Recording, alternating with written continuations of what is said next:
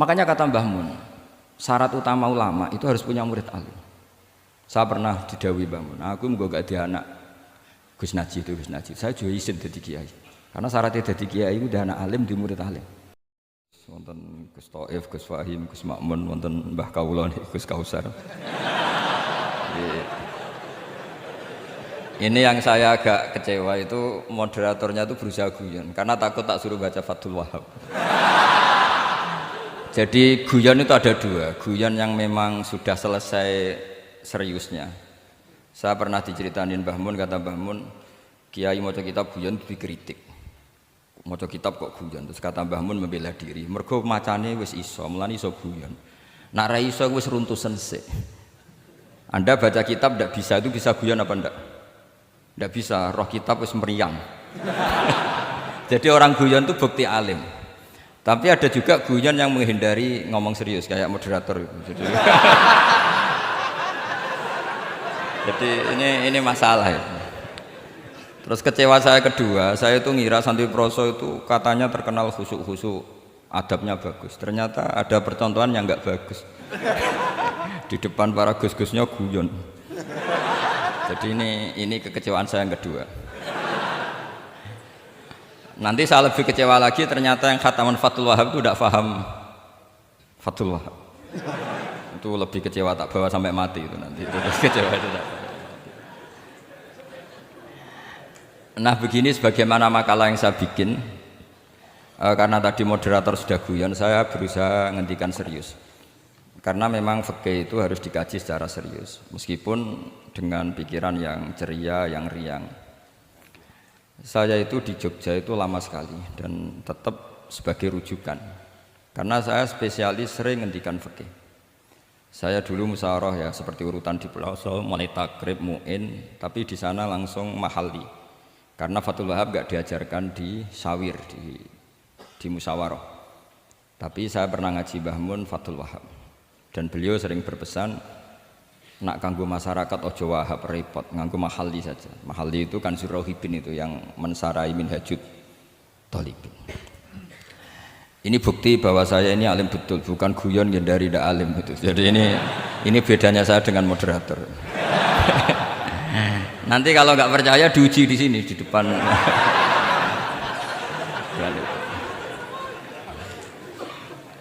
Saya ngaku alim itu bukan karena sombong, tapi keharusan.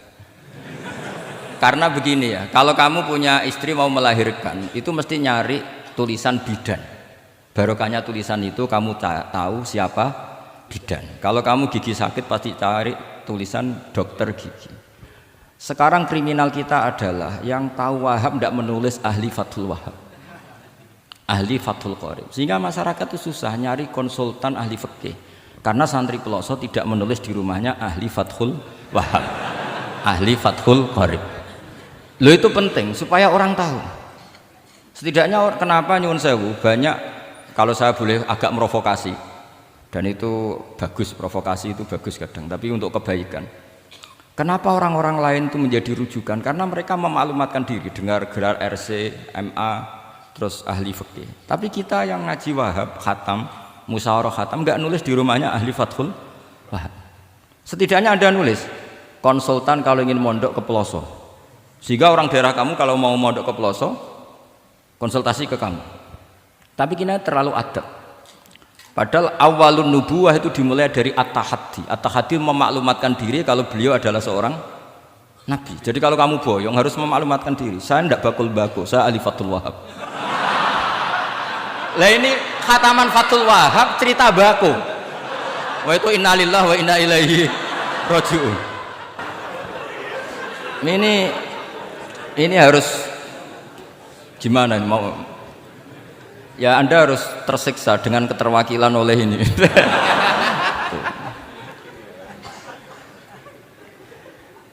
Saya ini baca kitab banyak sekali, termasuk kitab Ithaf. Ketika beliau mensarai Ihya itu cerita kitab yang saya baca fil fikhi itu dihitung mulai mazhab Syafi'i sampai Hanafi semuanya. Saya baca kitab tasawuf ini jadi memaklumatkan diri. Awal dari nubuah itu memaklumatkan diri. Sehingga orang gampang nyari. Kalau orang bisa nyari bidan, nyari dokter gigi karena tulisan. Kenapa orang kesulitan nyari ahli Fathul Qarib? Kalau kamu ahli konflik tulis saja konsultan spesial cerai karena pengalaman pernah cerai, tulis saja. Kalau ahli jomblo tulis saja ahli perjodohan. Supaya orang tahu keahlian kamu di mana.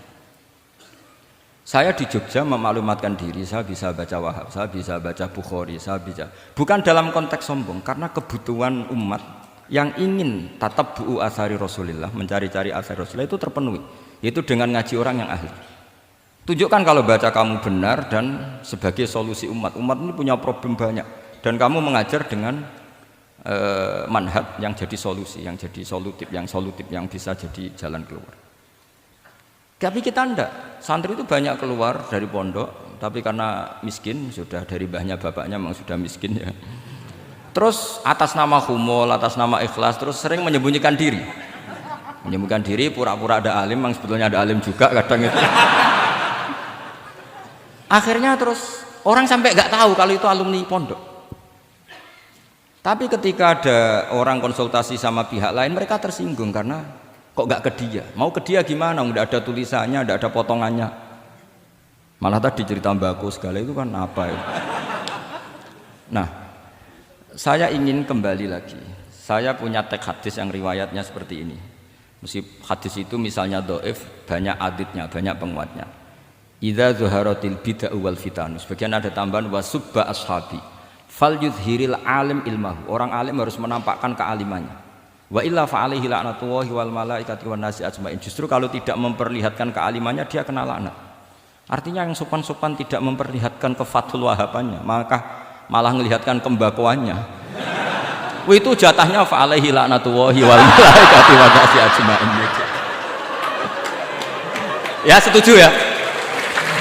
Oke. Pasti kenalan. Coba betapa tersiksanya Syekh Zakaria Al-An tadi itu mulai ngomong tuh nggak pernah menyebut Syekh Zakaria Al-Ansori. Kayak apa tersiksa? Kitabku dikaji nyebut jenengku era gelem gitu. Padahal Syekh Zakaria Al-Ansori syarat menjadi orang alim seperti dari sekian tarjamah, istilahnya dalam bahasa Arab terbaru itu tarjamah itu Syekhul Islam Syekh Zakaria Al-Ansori. Itu saya pilih yang dari kitab Manhajus Sawi karanya Habib Zain bin Smith. Itu dari sekian manaqib yang saya baca di Sulaiman Al-Jamal di mana-mana paling menarik itu. Syaratnya jadi orang alim itu dua, punya guru alim, punya murid alim. Karena Anda akan tersiksa. Sangat-sangat tersiksa. Ngaji sama gurunya takut disuruh baca, gurunya alim, mau ngorek ya meriang muridnya alim. Itu yang dialami Syekh Zakaria Al-Ansori. Sehingga beliau ngendikan duqiqtu baina hajaroini. Saya ini ditempa dua batu, cara Jawa digebek dua batu. Mau ngaji ya takut karena gurunya alim alamah yaitu pengarang Fathul Bari Ibnu Hajar Al-Asqalani. Mau mulang ya meriang mergo dia murid alim alamah jenis Ibnu Hajar Al-Haythami. Dadi aku sampai ngaji ya persiapan, sampai mulang ya persiapan. Kayak apa susahnya jadi Syekh Zakaria Al-Ansori, mau ngaji setoran ya persiapan, mau ngajar persiapan. Makanya kata Mbah Mun, syarat utama ulama itu harus punya murid alim.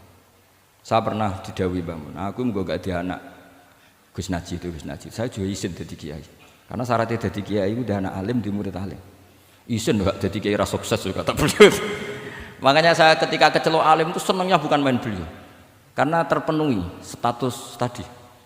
Nah ini kalau khataman Fathul Wahab terus bakas baku ini. Ini roh Kiai Jazuli tersiksa ini gimana? Ini gimana ini sini? Kalau ukurannya kan gampang, moderator kan dipilih yang paling baik, setidaknya ngomongnya lah. Kalau tidak ilmunya ya ngomongnya. Terus Anda terwakili oleh orang yang enggak jelas. Enggak, saya gojlok ini enggak dosa, karena kalau betul saya ini dosa karena ngerasani orang, berarti jadi kafarah dosanya dia. Soal saya kan amalnya sudah banyak, aman lah. Aman, jadi nanti. Jadi kalau jatah hasanah saya harus diminta dia, tak kasih aja. Gampang. Masih surplus banyak. Ya masih surplus, masih banyak. Kan orang itu kalau baca Quran satu huruf itu dapat 10 kebaikan. Saya ini hafal Quran, sudah agak terhitung itu sudah. Itu untuk kamu tak saati satu huruf cukup nanti kalau nanti nuntut di akhirat itu tak kasih satu huruf itu cukup. Jadi Ya nggak apa-apa, nanti silahkan nuntut nanti di apa akhirat. Tapi kamu lebih saya tuntut. Kamu itu siapa kok nyuruh saya di sini itu? Tapi dosanya lebih besar lagi. Itu. Saya teruskan ya, saya cerita yang serius. Syarat jadi orang alim itu punya guru alim, punya murid alim. Karena sebagian dari ilmu itu bukan ditempa guru tapi ditempa murid. Imam Fathul Bari, Sahibu Fathul Bari yaitu Syekh Ibnu Hajar Al-Asqalani. Itu beliau sangat mencintai Nabi Musa justru karena dengan tanda kutip protesnya. Jadi ketika Nabi Musa diajari Nabi Khidir dari awal sudah ngendikan innaka inni ala ilmin atau innaka dulu ya gak apa-apa dibalik-balik gak apa-apa karena semua kitab kadang riwayat fil makna innaka ala ilmin allamaka wah malam a'lamhu wa inni ala ilmin allamanillah malam ta'lamhu. Kira-kira terjemahan bebasnya kamu punya ilmu yang diajari Allah saya tidak tahu, saya punya ilmu yang diajari Allah kamu tidak tahu, maka innaka lan tastati'a ma'iya sabra, kamu tidak mungkin bisa menyabari saya, bisa memaklumi saya. Tapi kata Nabi Musa ngotot, tidak, saya harus belajar sama anda. Oke, silahkan belajar tapi jangan tanya. Pertanyaannya itu jangan tanya, fala tas'alni, kamu nggak boleh tanya. Kalau kamu ingin jadi murid yang baik nanti jangan tanya, itu dosa. Ya dengarkan saja. Nah, tapi Nabi Musa tetap tanya. Ketika ada kejanggalan secara syariah, Nabi Musa tetap tanya. Dan itu oleh kitab-kitab tasawuf dianggap dengan tanda kutip kesalahannya Nabi Musa. Meskipun min babi hasanatil abrar sayyiatul muqarrabin. Tapi di kitab fikih itu dipuji sundul langit. Protesnya Nabi Musa. Jadi di kitab tasawuf disalahkan karena kitab tasawuf pemuja tadi ketertaatan pada guru. Kitab fikih enggak. Ini bukti adallud dalil bahwa Musa itu orang pilihannya Allah. Dia tidak sabar, beliau tidak sabar kalau melihat kemungkaran. Jadi gugatannya Nabi Musa dianggap apa? Sur'atu ghiratihi fillah atau sur'atu ghairatihi fillah. Ada yang baca ghairah, ada yang baca ghirah. Ini karena ngadepi santri Fathul Wahab. Saya terpaksa baca 2 kali. Siji ben ketok alime, nomor loro nak kowe ra iso tak warai, nak maca.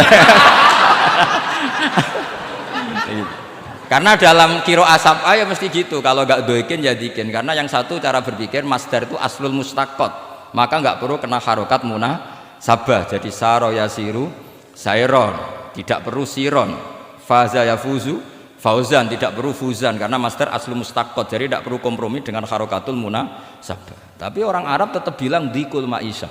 Apa? Tetap bilang dikul maisha. Tapi qiraah kita fala takufi doiqin, bukan pakai apa? Dikin. Ya, makanya kemungkinannya 2. Saya baca 2 kali ben ketok alime. Karena saya ini menghormati sampean. Mosok ngundang wong ra alim kan sini-sini wong. Nomor 2 anak kowe ra iso tak warai. Kalau bacanya itu 2. Jadi andai kan saya ngajar di Pondok Pelosok, saya baca mesti 2 kali. Wayah sibu zaidun kada, wayah sabu zaidun kada. Karena dalam qiraat sab'a ada yang baca yahsibu, qiraat kita baca yahsabu. Tapi guru-guru kita kalau ngajar fikih itu bacanya yahsibu. Tapi kalau baca Quran yahsabu. Ya kan Quran kita kan ayah sabu Allah yaqdiru alaihi ahad, bukan dibaca ayah sibu. Saya teruskan. Jadi syarat jadi orang alim itu harus punya guru alim dan murid alim. Imam Fathul Bari ketika menganalisis Nabi Musa itu beliau memuja Nabi Musa. Ini bukti ghirahnya Nabi Musa yang luar biasa. Beliau paling tersinggung kalau untuhikat hurumatullah. Orang sudah ditolong kok gak matur nuwun malah merusak perahunya. Jadi itu secara syariat itu mungkar. Kalau mungkar ya harus diprotes. Artinya itu sifatu madhin. Protesnya Nabi Musa itu sifatu madhin, bukan sifatu dhammin. Itu Ibnu Hajar Al-Asqalani, gurunya Syekh Zakaria Ansari. Ketika orang tasawuf nganggep yang dilakukan Musa itu agak-agak mazmum karena protes sama guru. Pertanyaan saya ke anak-anak Fathul Wahab, kamu milih siapa? Milih partainya Ibnu Hajar Al-Asqalani apa milih partainya orang tasawuf? Selama ini roh potongan ini sampean milih sing tasawuf. Karena sampean dengan ilmu pas-pasan ini nggak suka kalau ada murid tanya. Mboten ngaku mawon. Tapi karena tadi logika syariatnya kata Ibnu Hajar Al-Asqalani, Musa itu kalimullah termasuk ulul azmi, sementara Khidir hanya seorang nabi. Apa yang dilakukan Musa tentu lebih keren karena beliau seorang nabi dan rasul. Jadi jangan kira terus di situ merupakan mangkobah, satu derajat yang luar biasa bagi Nabi Khidir mengalahkan Musa, itu enggak. Tapi ini juga mangkobah bagi Musa, betapa tidak sabarnya beliau ketika untuhikat hurumatu. Dan itu Ibnu Hajar Al-Asqalani dalam bingkai itu. Jadi beliau itu sangat ringan sekali. Artinya gini, kita bahas Zakaria Al-Ansori nggak bisa tambah bakas gurunya, yaitu Ibnu Hajar Al-Asqalani. Nanti saya bakas muridnya. Yang mulai bakas muridnya itu kamu harus siap-siap. Karena kiai-kiai di pelosok itu alim alama. Masalahnya nanti pasti di muridnya. Saya Zakaria Al-Ansori aman karena punya murid Ibnu Hajar Al-Haytami. Ibnu Hajar Al-Haytami aman disadur oleh Syekh Zakaria dari Manhajut Thulab. Yang satu pakai Minhajut Thalibin jamak mudzakkar salim, yang satu pakai Manhajut Thulab pakai jamak taksir. Kitab Minhajut Thalibin sendiri dari kitab Muharrar karangannya Imam Rafi'i, terpaut sekitar 3 orang sampai ke Imam Rafi'i dari Imam Nawawi. Imam Rafi'i ngarang itu dari Al-Wasit, Al-Basit dan Al-Wajiz karangan Imam Ghazali. Dan itu saya punya. Kitab indukannya Imam Ghazali Nihayatul Matlab fi Dirayatil Mazhab saya juga punya, karangannya Imam siapa? Haromen. Terus sampai Mukhtasarul Muzani. Saya tadi sempat bawa kitab Mukhtasarul Muzani. Bareng ngerti ini kok jadi pengajian umum lemes ya. Waduh. Mau nyalahkan Gus Kausar Mbah nggak berani. Tapi saya tadi matur sama Gus Kevin, Gus ini kok jadi pengajian umum, enggak tahu. Sebenarnya saya ingin anak Wahab saja terus tak marahin terus pulang. Tapi ini di depan orang banyak, kalau marahin kan nggak baik, ya sudah saya tak rileks saja.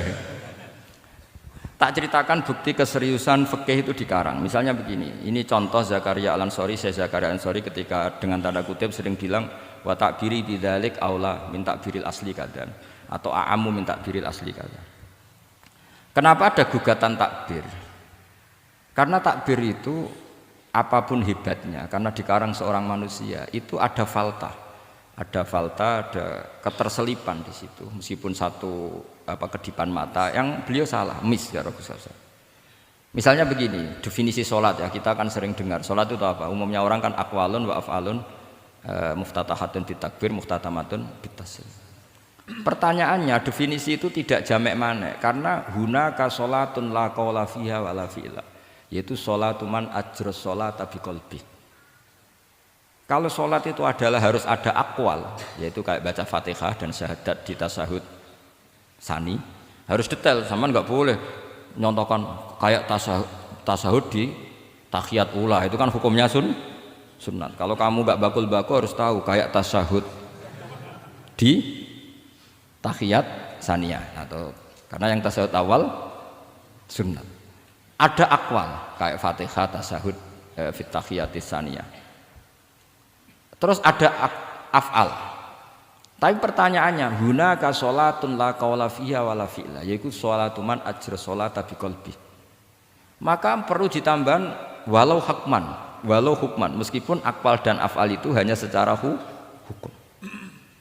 Karena kalau hanya itu tidak jamek manek kalau dalam bahasa mantek, atau tidak mutorid akis, tidak memasukkan semua fardun min afrodil mu'arraf. Jadi kula ngetok nang alim demi ngergani sampean supaya ketok nak sumber utang ora salah. Mau salahnya ngatur kiai itu ya agak salah, itu agak salah betul. Saya itu juga agak gimana. Besok itu saya diminta Gus Reza misi sama Gus Reza. Gus Reza itu cucunya Mbah Karim. Mbah Mun dulu ngaji Mbah Karim. Jadi orang kok kayaknya manfaatkan saya sak karepe dhewe gitu karena saya ini mangkalah tua terus ini. Padahal saya kalau mau angkuh ya, kalau saya boleh sombong. Itu buyut saya ke-7 itu namanya Mbah Soleh bin Asnawi Sepuh, itu gurunya Mbah Soleh Darat. Dan Mbah Soleh Darat gurunya Mbah Hasim. Tapi angkuh kan haram, jadi ya sudahlah pakai tawaduk saja. Sebenarnya kalau saya boleh angkuh, kalau sampean malah lebih bisa angkuh lagi, ketemu di Nabi Adam. Lebih putu Nabi. Saya ulang lagi ya. Kalau kamu mengkaji Wahab secara serius, itu kajilah seperti saya ini. Bahwa hukum itu harus dibenturkan dengan fardul masalah, dengan pengandian masalah. Misalnya begini, kalau ada hewan ketabrak truk jago, tentu kita diskusi ayam jago, karena kalau ayam kecil kan gak eman, kelepek-kelepek meh mati. Cara pikirannya sampean ini yang anak-anak Fathul Wahab itu boleh disembelih apa enggak? Tanpa disembelih pun pasti 1 menit lagi mati atau setengah menit lagi mati. Karena dia kejat-kejat hanya prosedur kematian, memang syaratnya harus kejat-kejat. Tapi kan dia sudah tidak punya hayatun mustaqirrah. Kalau kamu pas musyawarah Fathul Wahab itu disembelih halal apa haram? Tidak, sampean jawab saja, enggak usah sungkan Gus Kausar, jawab saja. Nah, ini ada Gus Makmur, ada Gus Wahid. Halal apa haram? Cara pikirannya Syekh Zakaria Al-Ansori, bajuri itu haram karena dia tidak punya hayatun mustaqirah. Oke, haram. Karena yang dikatakan penyembelian adalah menghilangkan nyawa karena penyembelian, sementara ini tanpa disembelih sudah mati. Tapi pertanyaannya gini, tapi nanti kalau disisir dari bab tabdzir, masa kewan jago larang mubadzir? Maka menurut mazhab Imam Malik, pokoknya keceluk di nyawa. Angger keceluk di nyawa disembelih ya halal karena jenenge nyembelih hewan yang masih hidup. Senajan tau wis kejet. Kamu milih mazhab Maliki apa Syafi'i? Ini ayam jago loh, bukan ayam kecil. Karena kalau yang kecil kan ikhlas. Itu kan seperti kepiting, banyak kiai ngaramkan kepiting. Yang keberatan banyak karena kepiting besar. Tapi ketika yuyu diharamkan nggak apa-apa, kecil aja. Padahal ilatul hukmi sama. Kira-kira kepiting sama yuyu, tahu sama yuyu? Itu kehidupannya sama enggak? Gaya hidupnya sama apa enggak? Sama. Tapi ketika kepiting itu ada perdebatan. Yang setuju halal banyak karena iman rasanya. Tapi ketika yuyu dikatakan haram, ada enggak yang protes? Enggak ada. Ikhlas semua kayak gitu. Ini ahli fikih apa ahli nafsu gitu.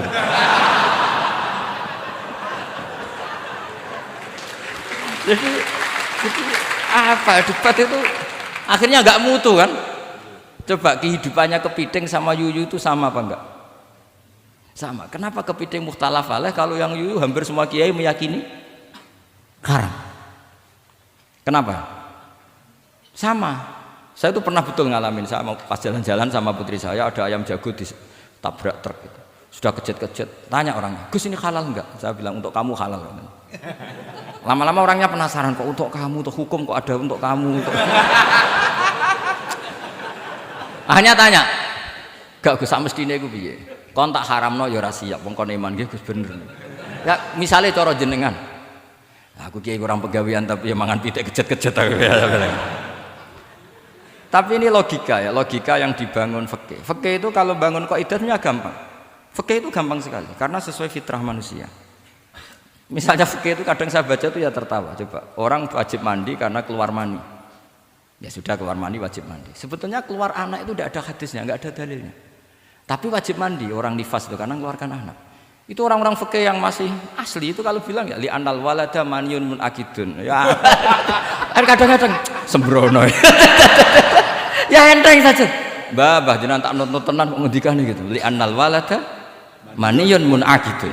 Jadi sampean itu ya maniyun munakidun. Jadi khurujul mani itu ya punya far'ul hukmi yaitu khurujul walad, sama-sama yujibul ghusla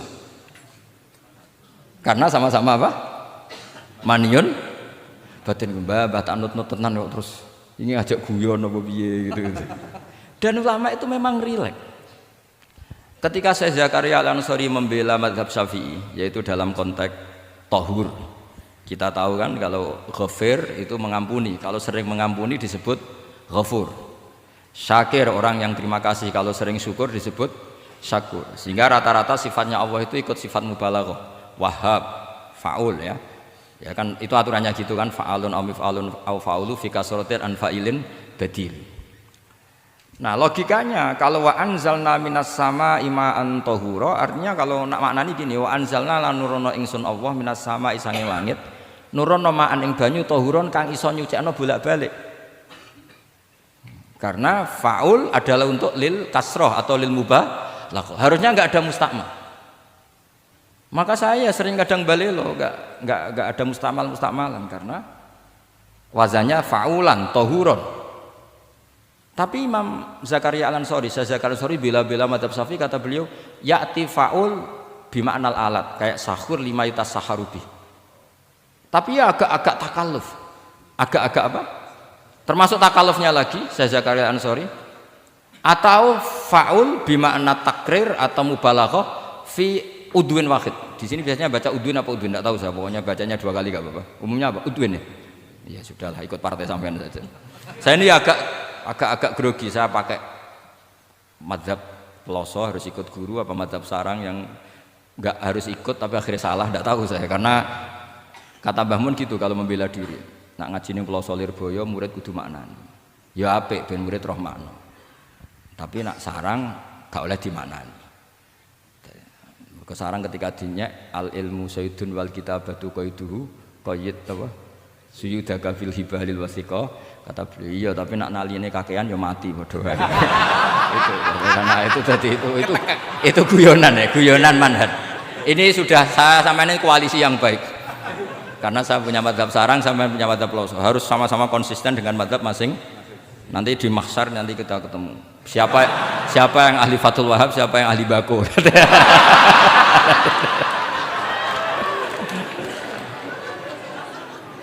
Nah, pikirannya Fathul Wahab kalau sampean khatam betul itu untuk takrir tapi fi udwin wahid, yaitu air yang sudah mensucikan ini misalnya masih bisa mensucikan ini, yang bisa mensucikan asal masih fi udwin wahid.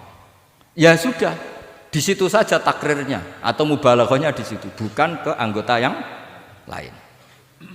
Oke, itu meskipun agak, tapi Imam Malik dan semua ulama hampir mengatakan tohur itu ya tetap di kasrotil istimal, artinya ya sudah bisa takrirut tathir. Tapi yang bilang tathir digugat lagi, digugatnya gini, tohur itu mubalaghah dari tohir, bukan dari mutohir. Ini kalau sampean fasul masail, sampean nggak pernah tahu fasul masail sedetail ini, nanti diulang lagi khatamannya. Tohur itu bukan mubalaghah dari tohir, tapi dari mutohir. Padahal bahasan kita tentang tathir bukan tentang tuhur. Sampean mikir toh?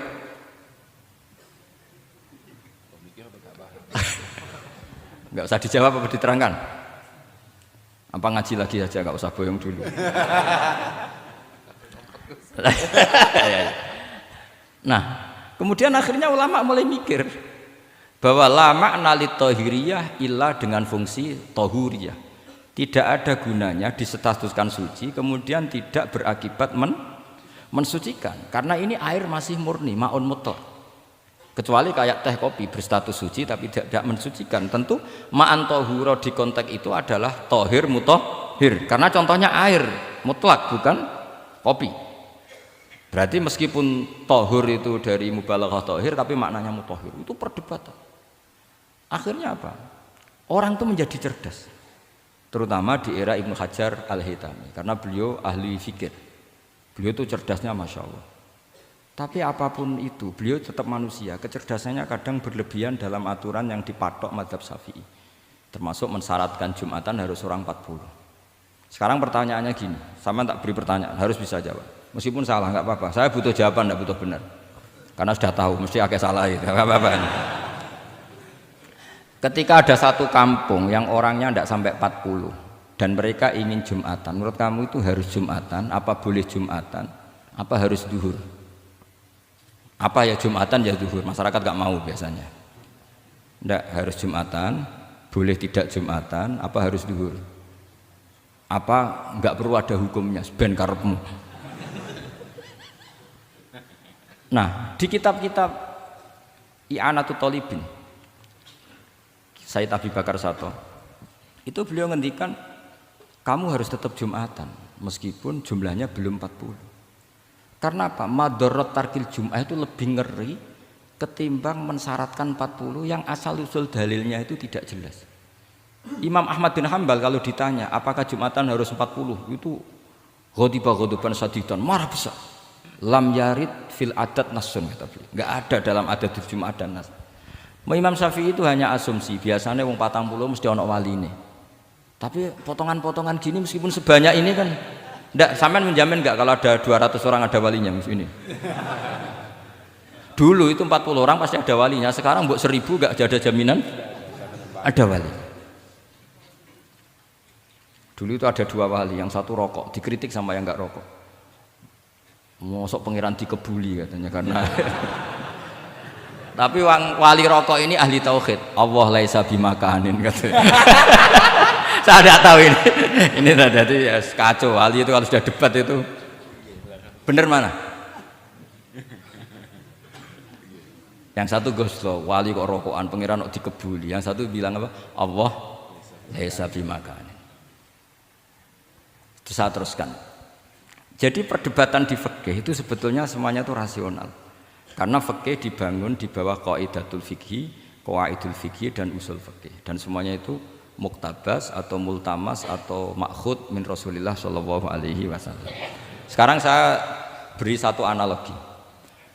Pernah ada satu kejadian Rasulullah Shallallahu Alaihi Wasallam menghentikan la yusolliyanna ahadukum illa fi Bani Quraidah.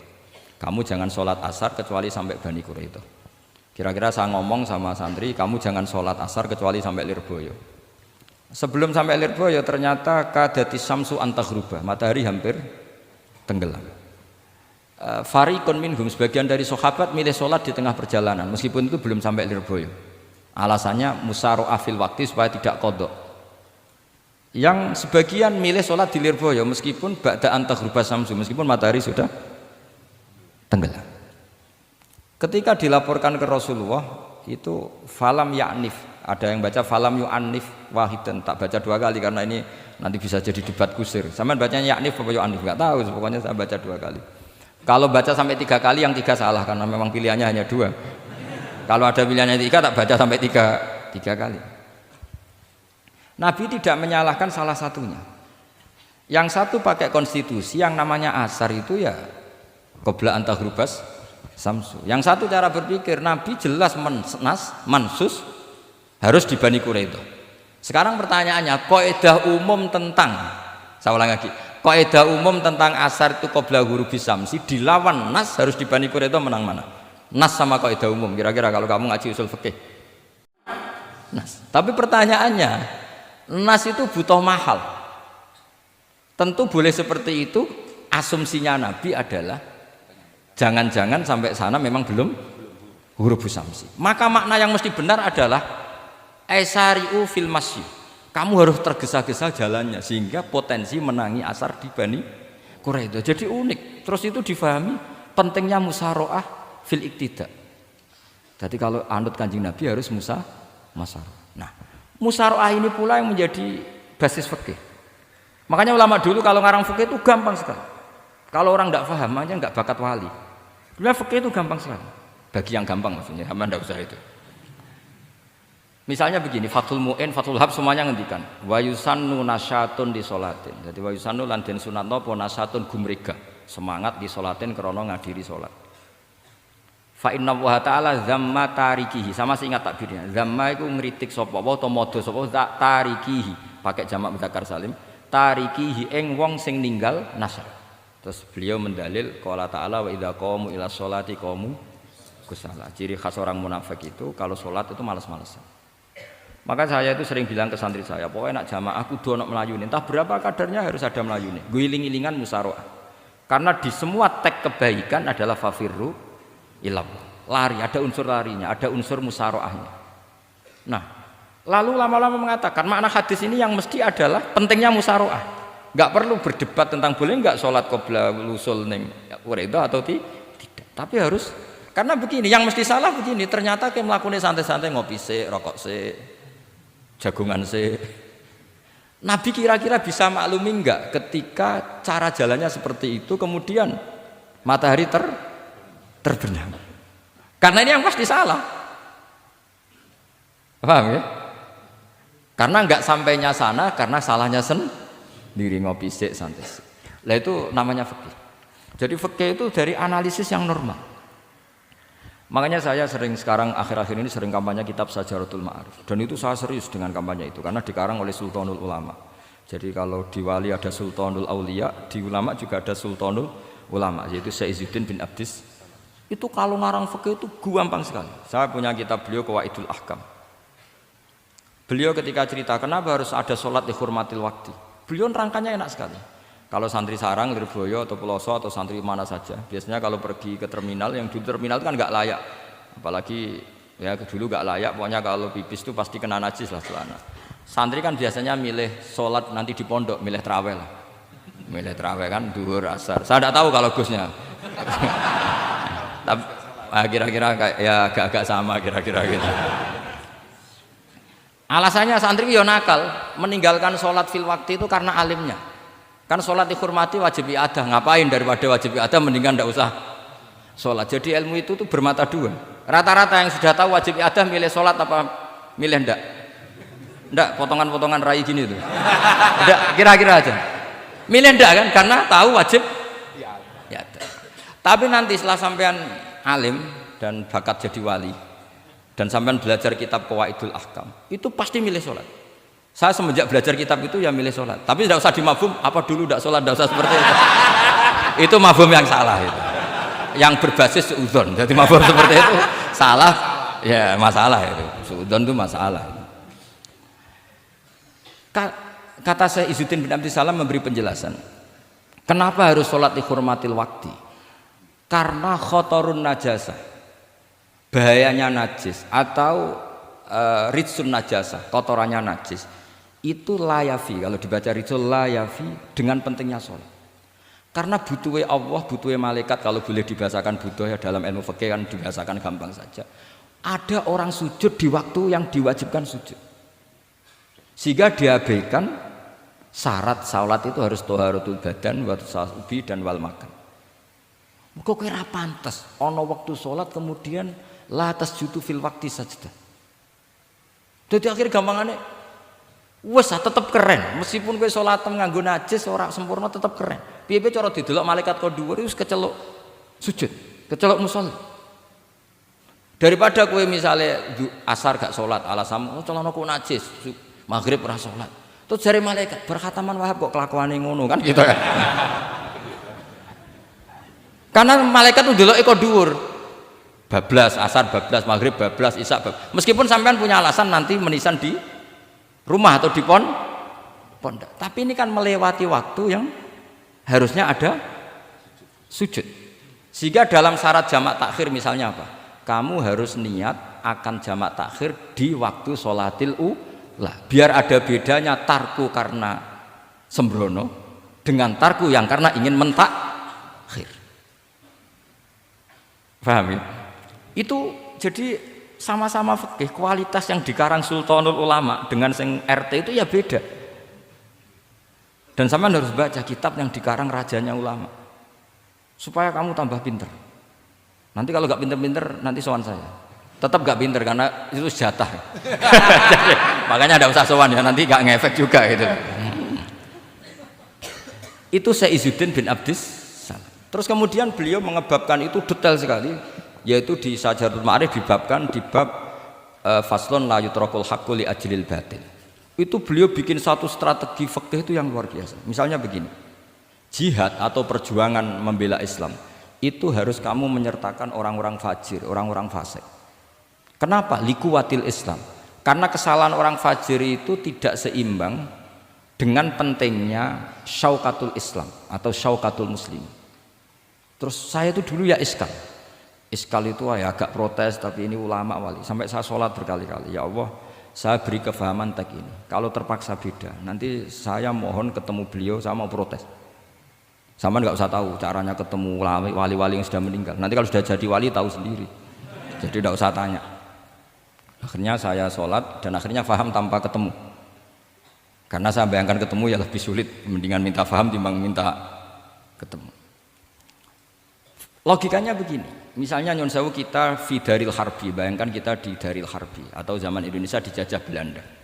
Saya ulang lagi ya, dalam konteks jangan sekarang, contohnya sekarang nggak perlu perang, zaman dijajah Belanda. Kita misalnya milih pasukan Hizbullah dan Sabilillah selektif, yang sholatnya benar, yang puasanya benar, yang toharohnya benar. Kira-kira dapat pasukan berapa coba? Nggak, jawab saja. Kan hanya dapat pasukan sedikit. Sementara misalnya Belanda bisa pasukan banyak karena tanpa seleksi. Di sini nih hebatnya Rasulullah SAW. Kata beliau wal jihadu madin mundu ba'atsan ya Allah ila yaumil qiyamah sampai ila ayyuqatila akhiru ummati ad-dajjal la yubtiluhu jawru jairin wala aglu adilin. Sebagian riwayat langsung wal jihadu tetap wajib bun alaikum ma'akul libarin wa fajirin.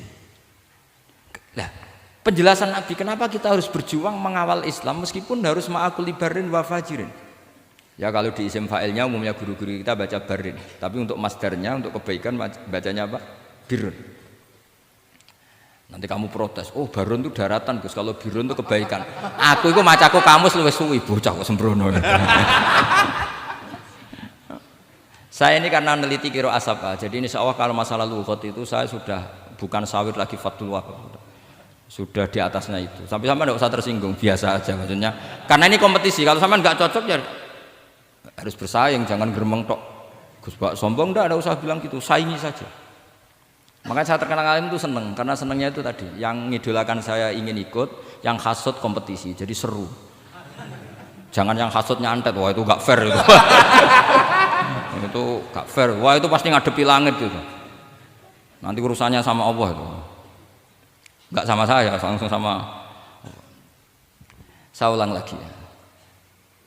Ilmu itu harus dianalogi dengan fikih, dilogika dengan fikih, dikiaskan dengan fikih.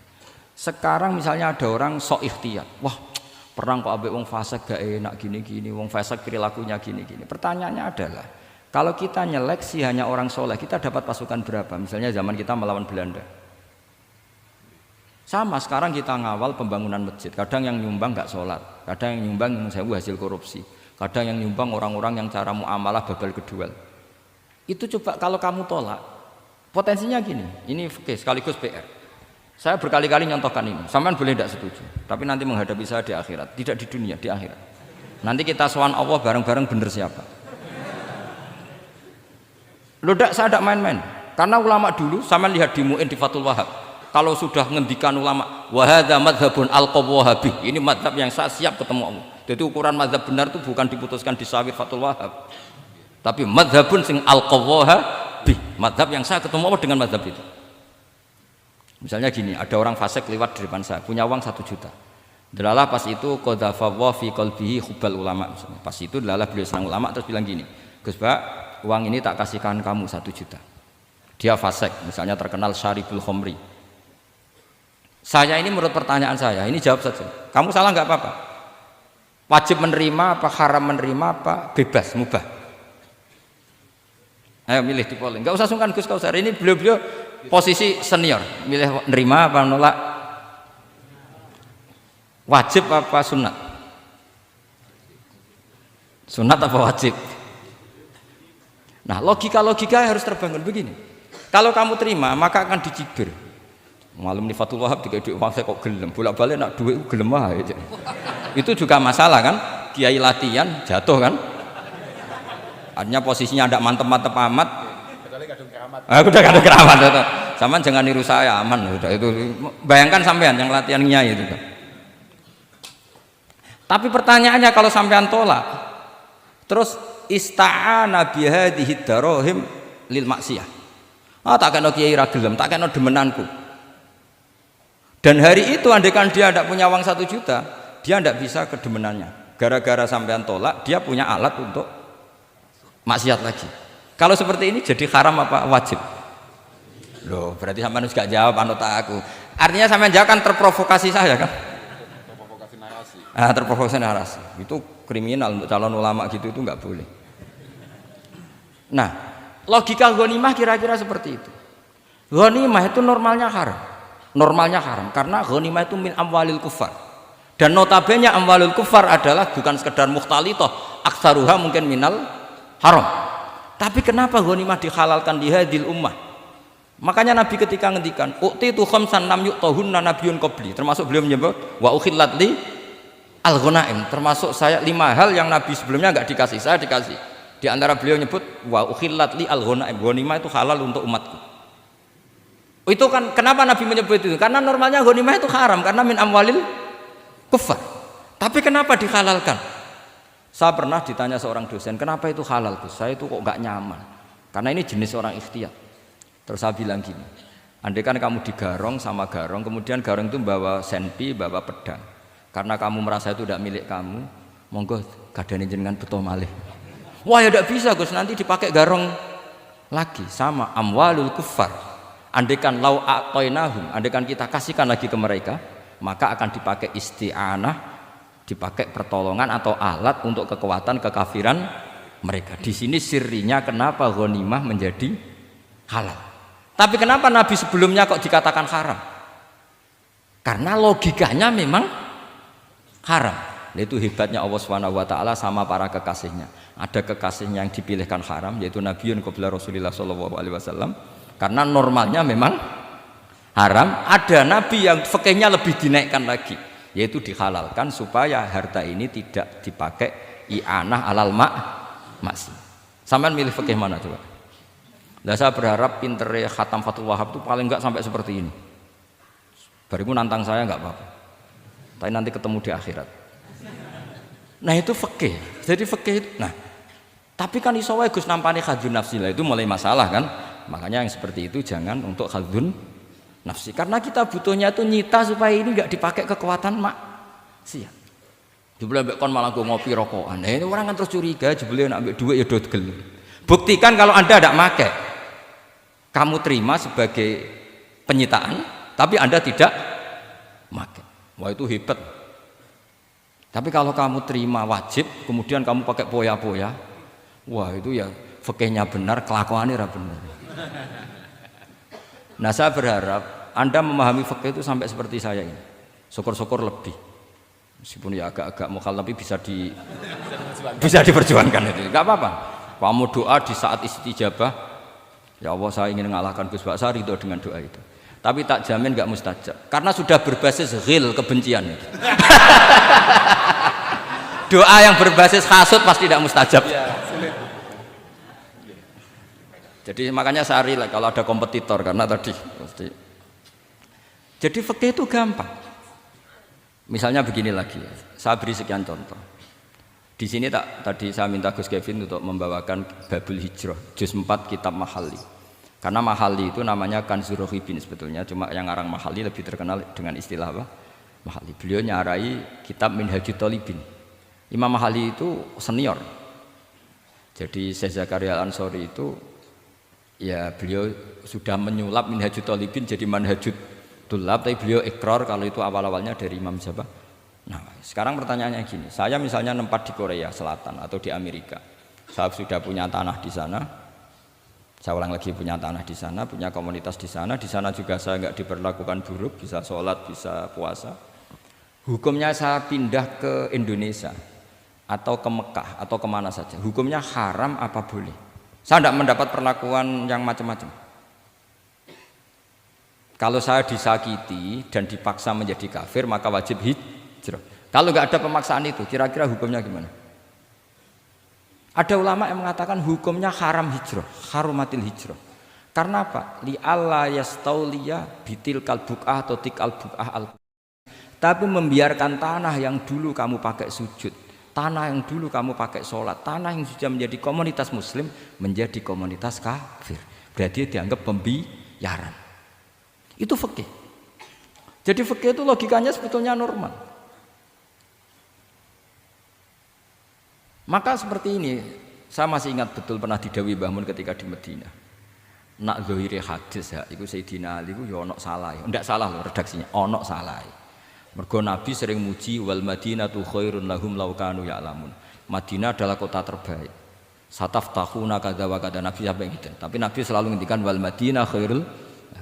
Tapi Sayyidina Ali tetap pindah ke Irak, Kufah ya, zaman itu terkenalnya istilahnya Kufah karena belum ada istilah Irak, ke Kufah.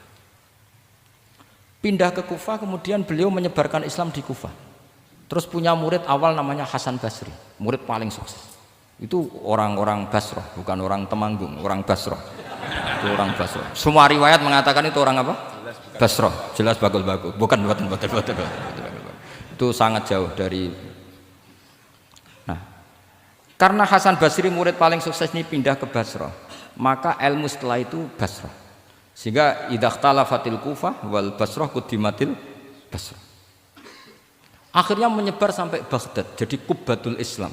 Orang bisa dikatakan alim kalau sudah dikatakan alim di Baghdad. Termasuk Imam Syafi'i itu ngajinya di Baghdad. Padahal beliau lahirnya di Gaza. Huzah itu kalau sekarang itu apa? Gaza. Askolan itu juga Palestina.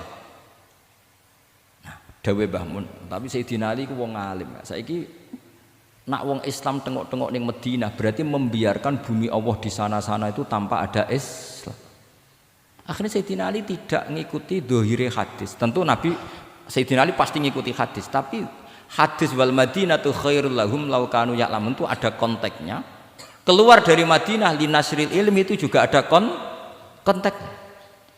Sehingga kenapa dulu ketika futuhat, saya ulang lagi ketika futuhat, itu banyak sahabat yang sudah di Madinah mapan, ketika Mekah sudah takluk 100% sama Sayyidina Umar ditawari, halla raja'tum ila Makkah tatufuna bil baiti kada wa kada wa fadilatu salat fil haram ka alfi salatin fi itu dipuji-puji. Mbok yo pindah ke Mekah. Mekah sekarang sudah milik kita. Salat di Mekah itu ka alfi salatin kada wa kada. Tapi kata para sahabat yang sudah di mana-mana di Persia, itu kalau sekarang Iran, di Lebanon, di Syam kalau dulu. Kata beliau-beliau itu, paling banter kalau saya di Mekah ibadahnya tawaf. Tapi kalau di negara-negara ini adalah nasrul Islam. Wa nasrul Islam itu da'bul ambiya. Bihada ursilatir rusul. Karena nasrul Islam itu para rasul diutus. Akhirnya mereka terus hidup di mana-mana. Termasuk muridnya Sayyidina Ali, menurut sebagian cerita terus pindah ke Baros itu. Kemana? Baros. Jadi Islam pertama di Indonesia itu muridnya Sayyidina Ali yang di Sumatera itu. Nah, pertanyaannya adalah, kalau kamu punya murid atau anak pamit mau kuliah di Jerman atau di Australia, kamu milih melarang apa menyuruh? Kalau melarang, kalau menyuruh takut katut perilaku barat. Kalau melarang berarti kamu membiarkan Jerman tanpa ada yang sujud. Padahal semua bumi diciptakan Allah, ju'ilat lanal ardu kulluha masjidan. Lah itu fikih. Fikih akan berdebat untuk hal-hal seperti itu. Ini saya beri contoh. Ini masih ada waktu 10 menit. Ya, jangan lama-lama nanti malah bingung. Yang bingung tidak sampean, saya juga ikut bingung nanti kalau kelamaan.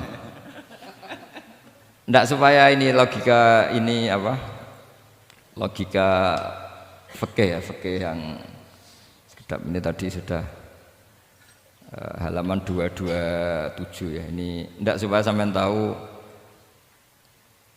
Karena saya pernah belajar detail ya, tentang Mahalli sama Qalyubi. Ini kalau di kitab ini halaman 227 ya, tentang juz 4 ya, halaman 227 juz berapa? 4. Saya beri contoh ya. Ini supaya clear ya masalah posisi kita. Jadi misalnya sama orang Indonesia pindah ke negara lain, terus Indonesia kemudian ditempati orang-orang yang nggak benar.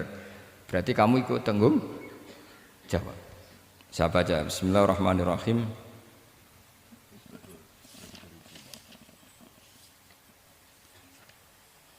Ya, halaman 227 ini barusan tak cari karena halaman kitabnya beda-beda.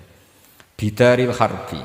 Terus ada kata-kata fa'in roja madzukira. Roja itu kembali ke kalau seseorang itu bidaril harbi berharap masyarakat situ bisa Islam, bisa dakwah, fa muqamuhu afdal. Saya juga mau baca makom apa mukom. Di sini umumnya baca mukom apa makom. Mukom ya, karena dari mati akoma yukimu ikomatan, berarti kan mukim. Kalau mukim ya resikonya harus dibaca mukom. Tapi kalau ada yang baca makom ya jangan dimarahin, kasihan. Bakul bakowe bukan bener itu loh. Fa in roja madzukira fa muqamuhu afdalu. Au qadara alal i'tizali harumatil hijratu. Umumnya di sini baca harumat atau hurimat? Ya boleh dua, boleh harumat, boleh hurimat. Kalau itu masih. Li alla yastauliyal kufaru ala mahallihi fayasbahu darul kufri. Jadi artinya gini, misalnya saya di Jogja misalnya, atau di Jakarta atau di Batam, di situ atau di Papua, di situ kamu merantau di sana sudah bisa menciptakan komunitas Islam. Kemudian kamu pindah, itu bukan dianggap pindah secara mubah karena kangen keluarga, enggak, tapi ada masalah. Setelah kamu pindah ini yang menghuni siapa? Jangan-jangan min dari sujud ila niklab misalnya. Itu fikih. Jadi fikih itu sebetulnya normal saja. Tapi karena kita baca enggak detail terus kayak apa gitu, kayak fikih itu aneh semua. Dasar gak bakat alim. Jadi sebetulnya fikih itu normal. Makanya kembali ke tadi, kalau orang alim tidak mau izharul ilmi fa alaihi la'natullahi wal malaikati wan nasi ajmain. Misalnya saya ini terkenal membawa Islam yang mudah, yang menyenangkan. Orang itu sampai maksiat itu cari kesenangan. Orang sampai maksiat itu karena cari kesenangan. Tapi kalau kesenangan itu tidak didapatkan fit taat, karena taat dikampanyakan secara agak teroris. Kamu sholat tidak mesti diterima. Karena baju kamu nggak mesti semuanya halal, sujud kamu nggak mesti diteror, sehingga orang yang sholat tuh, sholat di orang masjid ditompo, mendingan nggak sholat. Kita ini kan mikir seperti itu. Coba nyun sewu, kalau orang-orang Kristiani, kalau kampanye gimana? Setiap orang mati bersama Bapak di surga. Sementara kita sudah kiai mati masih didoakan ingkana musinan. Itu murid Murid kita loh, itu kan gak sopan sekali. Murid dongakno gurune ingkana muksina. Murid kualat. Gurune kok muksinane ditaklek ingkana muksina. Cara aku dadi gurumu sembrono guru darane. Susah ya apa sing muni kana muksinan ije dikein. Wah itu kan saya belum pernah doakan Mbah Mun gitu. Kalau saya mendoakan beliau supaya diampuni, doa saya tak rubah gini. Ya Allah antal ghafur wa anta dzu maghfirah. Maka sepatutnya jenengan mengampuni guru saya. Jadi saya tuh kalau bilang ingkana itu kayak gimana gitu. Tapi ini urusan zauk ya, sampean nggak boleh protes. Tapi sanate ngono Gus, niki kitab ngono, sampean ngerubah sanad. Ya saya kalau nggak bisa apa-apa kalau sampean protes gitu. Sampean ngerubah adab kalau gitu. Nak protes-protesan. Lu coba misalnya Syekh Abdul Qadir Jailani itu Sultanul Aulia ya. Terus beliau misalnya wafat di Ploso. Terus kamu berdoa ingkana muksinan coba. Ini ketuane wali di ingkana. Boyo wong ndak akhlak sithik gitu maksudnya. Wong sak donya iku ya tabarraku bi. Ya tabarraku nabi. Saiki ditaklek ingkar. Saya tuh belum pernah doain guru-guru dengan meskipun saya tahu itu doa yang karena pilihannya gini. Misalnya sampean protes, Gus wong sanate ngono. Jangan-jangan mancen apalam mau ikut tok.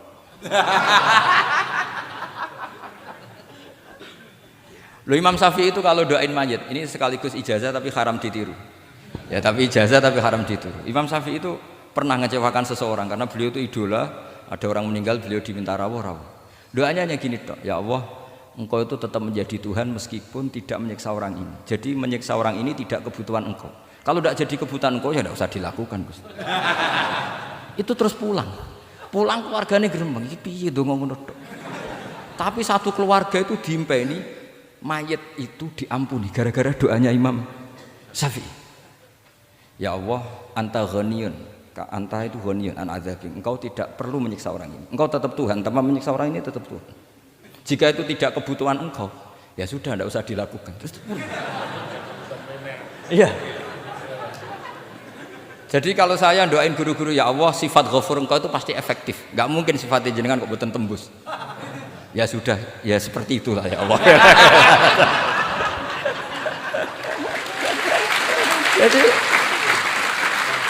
Jadi itu urusan daun, sampean nggak boleh protes. Gus Pak kok ngawur istihad itu bukan ngawur, saya ini orang waras. Punya rasa takdim sama guru sama para wali. Sementara kamu yang berdasar sanad tadi, jangan-jangan menghafalan kamu hanya itu. Ayo milih mana? Saya bukan bikin ajaran baru, ndak, ini cerita rasa. Cerita apa? Rasa. Dan itu di hadis-hadis gitu. Nabi itu kalau manja sama Allah gitu. Kalau ada orang salah terus kemudian diazab, kata Nabi, anta akram min ayu adzibahu marroten. Ini di dunia sudah pernah engkau beri sanksi ya Allah. Anta akram min ayu adzibahu marroten. Tapi kalau belum disiksa kemudian dia aman-aman saja di dunia, engkau itu akram, engkau sudah mulia, gak pantas sudah menyelamatkan di dunia, kemudian jenengan dendam di akhirat masih. Jadi masih nyiksa lagi. Itu Nabi itu kalau sedang manja dengan Allah itu akhirnya ya baik semua gitu. Lah saya jenis ulama yang partai itu. Partai itulah kira-kira seperti itu. Jadi ya, jadi ini relax saja, ini monggo nih tadi sesuai janji saya hanya 10 menit dari sekarang. Saya juga mungkin saya nanti tetap pulang karena saya besok ngajar di setainya Gus Yofur. Mungkin saya itu sudah janji sama istri saya setelah Yai wafat paling saya ini dibully pernah sepuh itu 2 tahun. Semoga setelah 2 tahun saya naik lebih sepuh.